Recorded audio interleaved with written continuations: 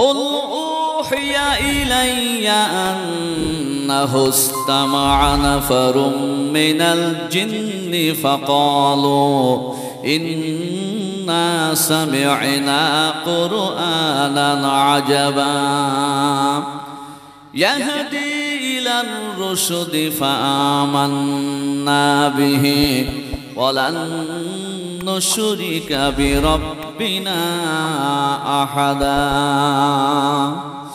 আল্লাহ পাক বলেন, হে নবী, আপনি ঘোষণা করে দেন, আপনি বলে দেন, আমার কাছে ওহী অবতীর্ণ করা হয়েছে, আমাকে জানানো হয়েছে জিন জাতির মধ্য হতে একটি দল তাহারা কোরআনে কারীম শ্রবণ করেছে এবং তাহারা বলেছে আমরা আশ্চর্যজনক কোরআনে কারীম শ্রবণ করেছি। যে কোরআনের বৈশিষ্ট্য হলো ইয়াহদি ইলার রুশদি ফাআমান্না বিহি ওয়ালান নুশরিকা বিরাব্বিনা আহাদা। যে কোরআনের বৈশিষ্ট্য হলো এই কোরআন পৃথিবীর মানুষকে হেদায়াতের রাস্তা বলে। কিসের রাস্তা বলে জোরে বলুন? হেদায়াতের রাস্তা বলে, সঠিক রাস্তা বলে। ফাআমান্না বিহি, আমরা সেই কোরআনের উপরে ঈমান নিয়ে এসেছি।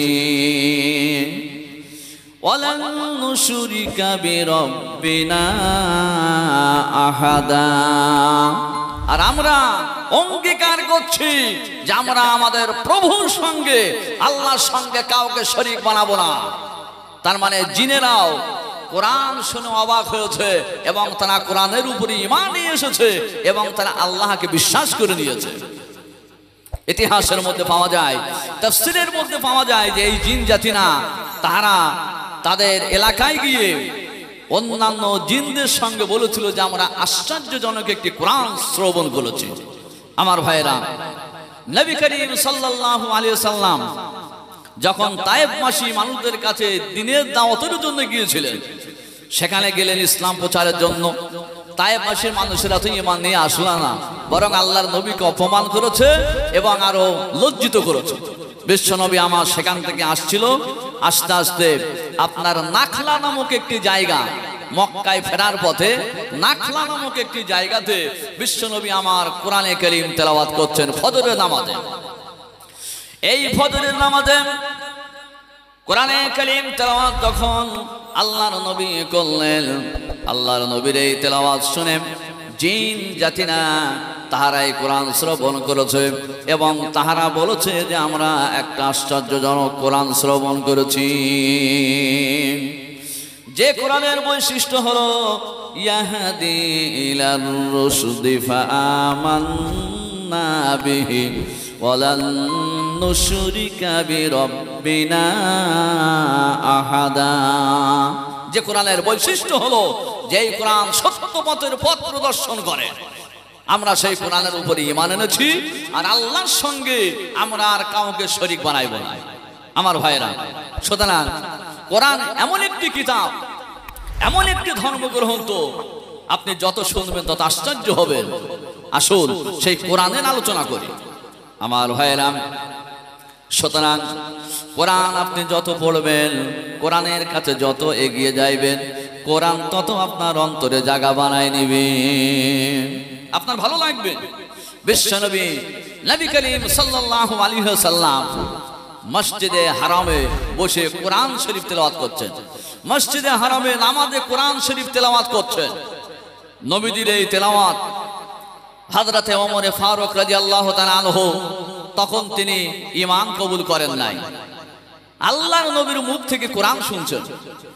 একবার ব্যাপারটা বোঝেন, কোরআন অবতীর্ণ করেছে কে? আল্লাহ। এই কোরআন অবতীর্ণ করেছে কে? আল্লাহ। আর তেলাওয়াত করছেন তিনি, জানার উপরে কোরআন অবতীর্ণ হয়েছে। নবীজি যখন কোরআন পড়তেছেন, হযরত ওমরের অন্তর ঠান্ডা হয়ে যাইতেছে। হযরত ওমর তিনি মনে মনে চিন্তা করছেন যে মুহাম্মদ সাল্লাল্লাহু আলাইহি সাল্লাম তিনি কি কোনো কবি নাকি? তিনি কোনো কবির কাছ থেকে গোপনে গোপনে কবিতা শিখে এমনই ভাবে পাঠ করেন নাকি? যেহেতু কোরআনের ভাষা এত সুন্দর, কোরআনের ছন্দায়ন, কোরআনের পদ্যায়ন এত সুন্দরভাবে গোছানো, যা মানুষ পড়লে অবাক হয়ে যাবে। কত সুন্দর করে কোরআন সাজানো দেখুন। আল্লাহ রাব্বুল আলামিন বলেন, ওয়াশ-শামসি ওয়া-দুহাহা ওয়াল-কমারি ইযা তালাহা ওয়ান-নাহারি ইযা জাল্লাহা ওয়াল-লাইলি ইযা ইয়াগশাহা ওয়াস-সামাই ওয়া মা বানাহা। সব পরিশেষে একেবারে পদ্মায়নের মতো, যেমন পদ্ম এবং ছন্দ লেখা হয় তার পরিশেষে মিল রাখা হয়, কত সুন্দর করে মিল। নবীজি তখন এই কোরআন তেলাওয়াত করছেন, হযরত ওমর ভাবছেন না বুঝি মুহাম্মদ কোনো কবি নাকি, হয়তো কোনো কবির বাণী এটা যেটা তিনি পাঠ করছেন। হযরত ওমর অবাক হয়ে গেলেন এবং যখন তিনি এটা চিন্তা করলেন, আল্লাহর নবী আমার নামাজে পাঠ করলেন, ওয়া মা হুয়া বিকাউলি শাইর কলিলাম মা তুমিনুন। হযরত ওমর আরো অবাক হলেন, আরে আমার মনে যে প্রশ্নটা ছিল যে মুহাম্মদ সাল্লাল্লাহু আলাইহি সাল্লাম সে একজন কবি বুঝি, কিন্তু সেটা তো তিনি নামাজেই জবাব দিয়ে দিলেন। তিনি বললেন যে এটা কোনো কবির কালাম না, তাহলে তিনি কে? এটা কিসের বাণী? তাহলে কি মুহাম্মদ সাল্লাল্লাহু আলাইহি সাল্লাম তিনি একজন গণক? গণকের বাণী এত সুন্দর হয়, তাহলে তিনি কি কোনো গণক?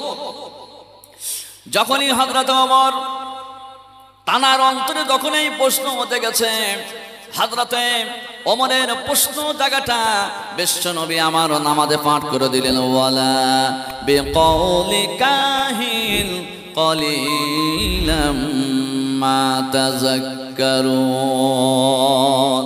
এটা কোনো কাহিন, কোনো গণকের কালাম না। হযরতে ওমর আরো অবাক হয়ে গেলেন, আরে যেটা আমি ভাবছি, যেটা মনে ভাবছি, সেটা তো তিনি নামাজেই পাঠ করে দিচ্ছেন, তেলাওয়াতে করে দিচ্ছেন, তাহলে এটা কি? হযরত ওমরের মন্তরে আরো বেশি প্রশ্ন জাগলো, যদি এটা কোনো কবির কবিতা না হয়, যদি এটা কোনো গণকের কালাম না হয়, তাহলে এটা কি? যখনই তার অন্তরে এই প্রশ্ন উকি মেনেছেন, সঙ্গে সঙ্গে বিশ্বনবী জবানে তেলাওয়াত করে দিলেন, তানজিলুম মির রাব্বিল আলামিন।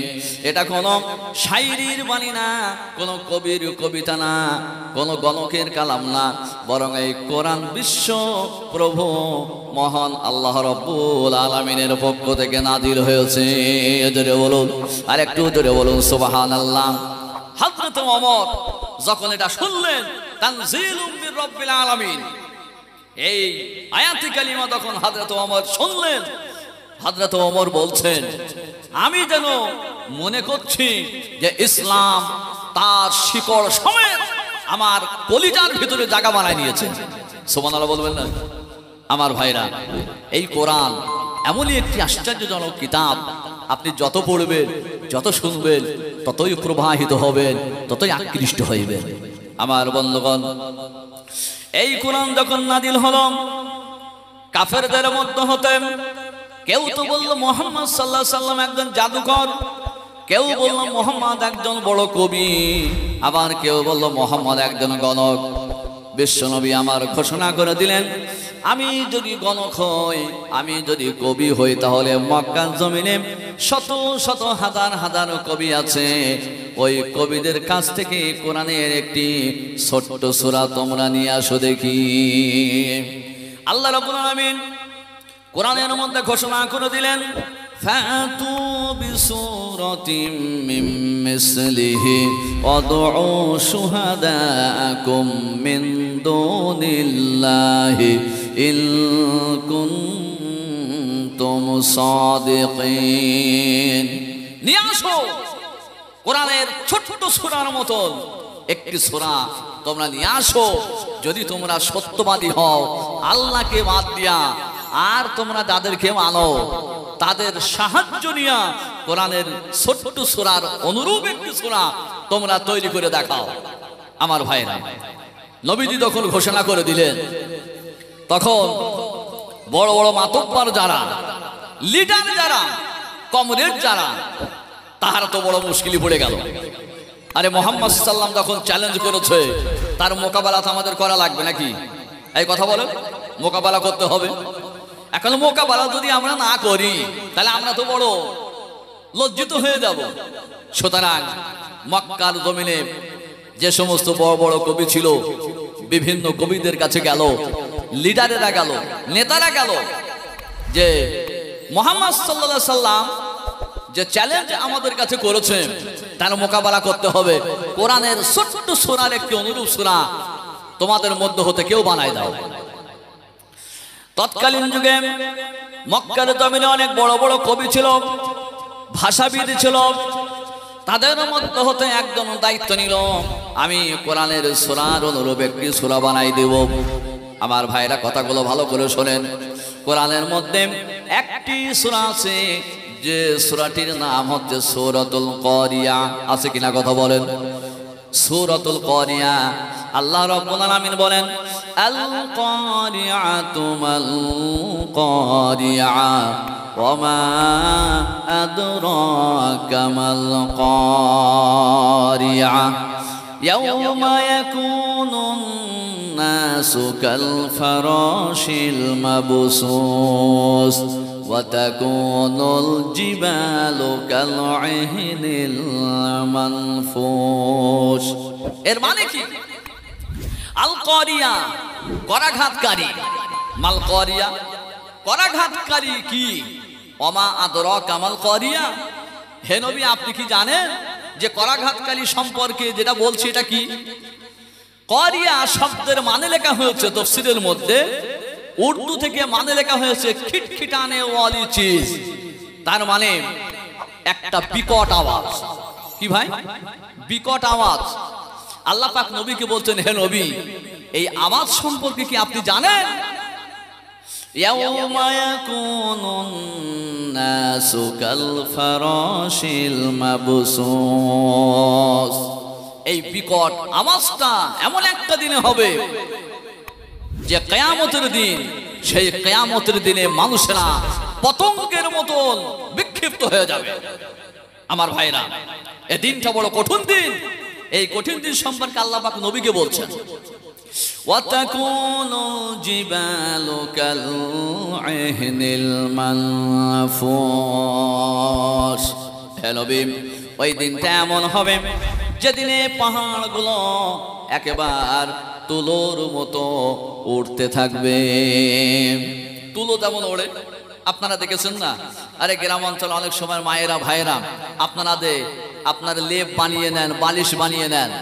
তখন তুলোগুলো যখন ধোনা হয়, তখন সেই সময় ছোট্ট ছোট্ট তুলোগুলো উড়ে বেড়ায় কিনা? এই কথা বলেন। আর ওড়ে কিনা? কিয়ামতের দিনে ওটা এত ভয়াবহ দিন হবে যেদিনেতে বিশাল বিশাল পাহাড়গুলো সেদিনে তুলার মতো উঠতে থাকবে। আল্লাহ পাক নবীকে বলছেন, হে নবী, ওই দিনে এই আওয়াজটা হবে। আমার ভাইরা, মক্কার কাফেরেরা, তার মানে একজন কবি, তিনি এই সূরার একটি নকল সূরা বানাইবে। আল কারিয়াতু মাল কারিয়া ওয়া মা আদরাকা মাল কারিয়া। এখন খাতা কলম নিয়ে বসলো, বসে বানাইতে শুরু করলো। কি বানাইলো?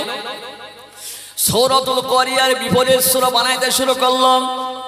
আল ফিল মাল ফিল ওয়া মা আদরাকা মাল ফিল জামবুহু সগীরুন ওজনুহু কাবীরুন। ভালো করে বলছেন। ওই কবি বানাইছে আল কারিয়াতু মাল কারিয়া ওয়া মা আদরাকা মাল কারিয়া। এর বিপরীত বানাইতেছে আল ফিল মাল ফিল ওয়া মা আদরাকা মাল ফিল জামবুহু সগীরুন ওজনুহু কাবীরুন। এর মানে হচ্ছে আল ফিল হাতি, মাল ফিল হাতি কি, ওয়া মা আদরাকা মাল ফিল। আপনারা কি হাতি সম্পর্কে কিছু জানেন? হাতির সুরটা লম্বা, তার কান দুটো বড় আর লেজটা ছোট। এই কথা বলছেন নাই? এখন কবি যখন এইটা বানাইছে, সে বানিয়ে নিজে নিজেই বলছে আমি যদি সূরাতুল করিয়ার বিপরীত এই সূরা নিয়ে যায়, তার মানে আলফিল মালফিল ওয়ামা আদরাকা মালফিল, এই সূরা যদি বানাই নিয়ে যায় তো মানুষেরা তো হাসাহাসি করবে। মানুষেরা বলবে দেখো এত বড় কবি কি বানাইছে, আরে হাতির লেজ ছোট, কান বড়, সুর লম্বা, এগুলো তো সবাই জানে, তেই আবার কি বানাইলো। নিজে নিজেই চিন্তা ভাবনা করে বললো কখনো সূরাতুল করিয়ার বিপরীত সূরা এটা কখনো হতে পারে না, এটা হবে না, কোরআনের অনুরূপ সূরা বানানোর ক্ষমতা আমার পক্ষে সম্ভব নয়। মক্কার লিডারেরা, নেতারা, কমরেডরা গেল, গিয়ে হতাশ হয়ে গেল, নিরাশা হয়ে গেল, পারলো না সূরা বানাইতে। এবারে নেতারা চিন্তা করলো, চিন্তা করবে কারা? নেতারা করবে, তার কারণ তাদের গদি তো আর থাকবে না।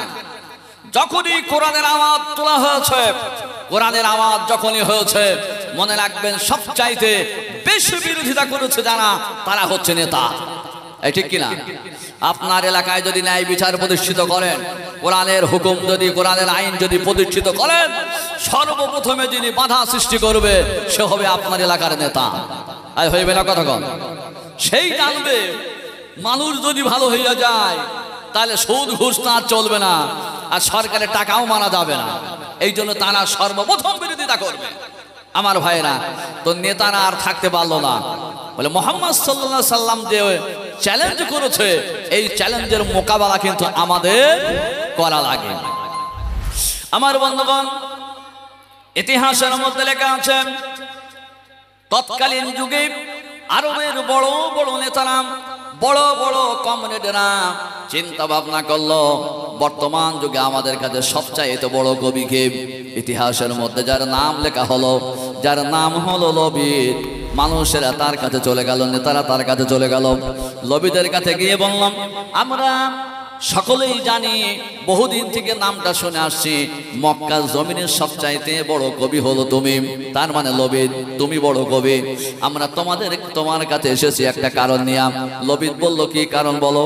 নেতারা বলল মুহাম্মদ সাল্লাল্লাহু আলাইহি সাল্লাম বলেছে ফাতু বিসূরাতিম মিন মিসলিহি ওয়াদউ শুহাদাআকুম মিন দুনিল্লাহি ইন কুনতুম সাদিকিন। মুহাম্মদ সাল্লাল্লাহু আলাইহি সাল্লাম তিনি এই বার্তা দিয়েছেন, চ্যালেঞ্জ করেছেন যে কোরআনের ছোট্ট সূরার অনুরূপ একটি সূরা তোমরা নিয়ে আসো যদি তোমরা সত্যবাদী হও। আমার ভাইরা, এখন বলছেন নেতারা গেল কার কাছে? তৎকালীন যুগের সবচাইতে বড় কবি যিনি, লবিদের কাছে চলে গেল। লবিদ বলল ঠিক আছে, আমি কোরআনের সূরার অনুরূপ সূরা বানাই দেব, তবে অত সহজে তো হবে না। বলে কি লাগবে বলুন, কি দরকার আপনার? লবিদ বলল আমার যেটা দরকার সেটা হচ্ছে বিশাল অট্টালিকা বানাই দিতে হবে। কথা বলছেন না? বিশাল অট্টালিকা বানাই দিতে হবে, তবে ওই অট্টালিকাটা কোনো সাধারণ জায়গায় বানালে হবে না, নদী এলাকায় বানাইতে হবে, আরব সাগরের পাশে বানাই দিতে হবে। কথাগুলো ভালো করে শোনেন, আরব সাগরের পাশে বানাই দিতে হবে। আমি ওই অট্টালিকার উপরে বসা আরব সাগরের হাওয়া, এই মুক্ত হাওয়া যখন আমার ব্রেনের উপর দিয়ে পাস করবে, আমার ব্রেন ঠান্ডা হবে, আর আমি কোরআনের সূরার নতুন সূরা তৈরি করব, তার অনুরূপ সূরা বানাইব। নেতারা বলল ঠিক আছে, তাই হবে। অট্টালিকা বানাই দেওয়া হলো, আরব সাগরের পাশে বিশাল অট্টালিকা বানাই দেওয়া হলো। লবিদ বলল আমার জন্য কিছুদিন সময় দিতে হবে, মনে করুন 1 মাস সময়। এই 1 মাসের ভিতরে আমি অট্টালিকায় বসে বসে চিন্তা ভাবনা করব আর কোরআনের সূরার অনুরূপ সূরা বানাইব। এখন চিন্তা করেন, নেতারা চলে গেল, 1 মাসের সময় দিয়া নেতারা চলে গেল। 1 মাস সময় পেরিয়ে গেল। এবারে নেতারা সকলেই মিলিতভাবে সেই অট্টালিকার কাছে হাজির হয়ে গেল। অট্টালিকার চতুর্দিকে শুধু কাগজ পড়ে আছে, কাগজে ঘটাম। আমার ভাইয়েরা, লবিদের সঙ্গে দেখা করলাম। লবিদ বলল আমার পক্ষে 1 মাসের জন্য সময় হলো না, সম্ভব হলো না কোরআনের কোন সূরার অনুরূপ সূরা বানানোর জন্য, তবে আমি আপনাদের কাছে আরো 1 মাসের জন্য সময় চাইলাম। আমি আশা করি আপনাদের এই আশা পূরণ করাই দেব। আমার ভাইরা, নেতারা আবার হতাশ হয়ে নিরাশা হয়ে ফিরে গেল। আবারও 1 মাস সময় দিয়ে দেওয়া হলো। 1 মাস সময় পেরিয়ে যাইবার মুখোমুখি হলো। এমন একটা অবস্থাতে আমার ভাইরা, কিতাবের মধ্যে লেখা আছে লবিদ সেখান থেকে চলে গেল, কোন গুহার মধ্যে আশ্রয় নিল। কোথায়? গুহার মধ্যে গিয়ে আশ্রয় নিল, যাতে মানুষরা গোটা মক্কা এবং আরবের জমিন যদি তছনছ করে, তন্ন তন্ন করে, তবুও যেন আমারে খুঁজে না পায়। সুতরাং চলে গেল কোথায়? গুহায়। গুহায় গিয়ে আশ্রয় নিল। 1 মাস পেরিয়ে গেল। নেতারা বড় আশা নিয়া, মনে বড় স্বাদ নিয়া অট্টালিকার নিচে এসে লবিদকে সম্বোধন করে ডাকতে লাগলো, কিন্তু ডেকে ডেকে পায় নাই। আরে পাইবে কেমনে? শুধু নাই, পাইবে কেমনে? নাই, অট্টালিকা ছেড়ে পালাইছে বেটা। গোটা আরবের জমিন তছনছ করা হলো, তন্ন তন্ন করে খোঁজা হলো, কোথাও লবিদকে খুঁজে পাওয়া গেল না। শেষ পর্যন্ত পাহাড়িয়া রাস্তা, পাহাড়িয়া এলাকা, গুহার এলাকাগুলো খোঁজা শুরু করলো। খুঁজতে খুঁজতে এক পর্যায়ে লবিদকে খুঁজে পেয়ে গেল। নেতারা বলল, বেটা বিল্ডিং বানাইতে চাইলে বিল্ডিং বানাই দিলাম, যত আয়েশ আরাম চেয়েছো সব কিছু দিলাম, এখন আমাদের বলো, আমাদের দাবি কতটা করেছো? লবিদ বলল, আমার পক্ষে সম্ভব হয় নাই। কোরআনের ছোট্ট সূরার কোনো অনুরূপ সূরা বানাই দেওয়ার ক্ষমতা আমার পক্ষে হয় নাই, তবে আমি আপনাদের জন্য একটা লাইন বাড়িয়েছি। আমার ভাইরা শোনেন, ইতিহাসের মধ্যে লেখা আছে লবিদ যেটা তৈরি করেছে, তৈরি করার পর ওই কাগজটা নেতাদের হাতে ধরাই দিয়েছে। ওই কাগজে লেখা ছিল, ইন্না আতাইনাকাল কাউসার ফাসাল্লি লিরাব্বিকা ওয়ানহার ইন্না শানিয়াকা হুয়াল আবতার লাইসা হাযা মিন কালামিল বাশার। লবিদ বাড়িয়েছে নিজের পক্ষ থেকে, লাইসা হাযা মিন কালামিল বাশার। সুবহানাল্লাহ বলবেন না? একটু ধরে বলবেন না? মানে বলছেন নাই তো, এই জন্য কেমনে সুবহানাল্লাহ কইবেন? আমার ভাইরা শোনেন, আমরা তো কোরআনের মধ্যে এই পর্যন্ত পাই, ইন্না আতাইনা কাল কাউসার। এই আছে কি না? আছে কি না? আপনারা পড়েন নাই কোরআন? ছোট্ট সূরা, ইন্না আতাইনা কাল কাউসার ফাসাল্লি লিরাব্বিকা ওয়ানহার ইন্না শানিয়াকা হুয়াল আবতার। এই পর্যন্ত যে সূরা, এটা তো আল্লাহর দেওয়া। এই কার দেওয়া? আল্লাহর দেওয়া। তারপরে লবিদ কি বাড়াইল, লাইসা হাযা মিন কালামিল বাশার, এটা কোনো মানুষের কালাম না। লবিদ স্যাম্পল লাগাই দিলেন, যে সই করে দিলেন, সাইন করে দিলেন, এই কালামটা কোনো মানুষের কালাম না, বরং এটা হলো একমাত্র মহান আল্লাহ রাব্বুল আলামিনের বাণী। জোরে বলুন সুবহানাল্লাহ। আর একটু জোরে বলুন না, নারে তাকবীর, নারে তাকবীর। এর নাম কোরআন। এর নাম কি? কোরআন।